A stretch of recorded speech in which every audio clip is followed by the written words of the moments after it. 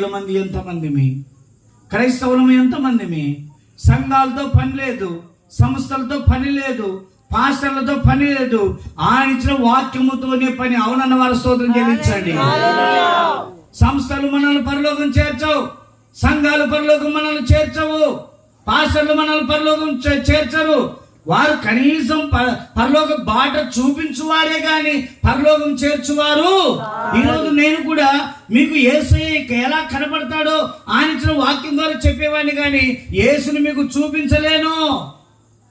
ఉదాహరణ కర్నూలు నుంచి నంద్యాలకు వస్తున్నాం అనుకోండి, వచ్చిన తర్వాత చిందుకూరుకు రావాలంటే కొత్తగా వచ్చేవాడిని తెలియని వాళ్ళు ఏం చేయాలి? నేరుగా వెళ్తే నంద్యాలకు వెళ్ళిపోతాడు. కానీ క్రాస్ రోడ్డు కాడ నిలబడి అయ్యా చక్కగా పోతే ఏ ఊరు వస్తుంది, లేకపోతే ఈ రోడ్డు ఉంది కదా, ఈ రోడ్డు వెళ్తే ఎట్లా నేను వెళ్తాను, నేనైతే చిందుకూరు వెళ్ళాలని అక్కడ ఉన్న వారిని ఎవరైనా అడిగితే వాళ్ళు ఏం చెప్తారు? నువ్వు చక్కగా వెళ్తే నంద్యాల పోతావు కాబట్టి ఈ లెఫ్ట్ సైడ్ లో వెళ్ళిపోయా, ఈ రోడ్డున వెళ్తే చిందుకూరు గ్రామం వస్తుంది చెప్తాడే కానీ వాడు ఇడిదానికి వచ్చి మనల్ని విడిచిపెట్టిపోతాడా? మేమంతే, మీకు చెప్పేటోళ్ళమే, మిమ్మల్ని తీసుకుపోయి చేర్చేటోళ్ళం కాదు. మేము చేరడానికి ప్రయత్నం చేయాలి. అందుకే సంస్థలు సంఘము ముఖ్యం కాదు, ఆయన ఇచ్చిన వాక్యమే ముఖ్యం. అందరూ స్తోత్రం చెల్లించండి. హల్లెలూయా. అందుకే ఈ రాత్రి ఆయన చూస్తున్నాడు.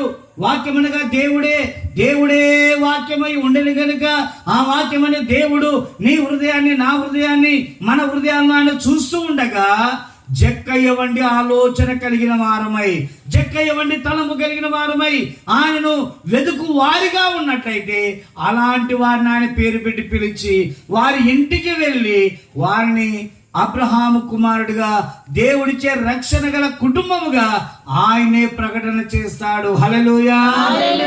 అది మనకెంతో అవసరం.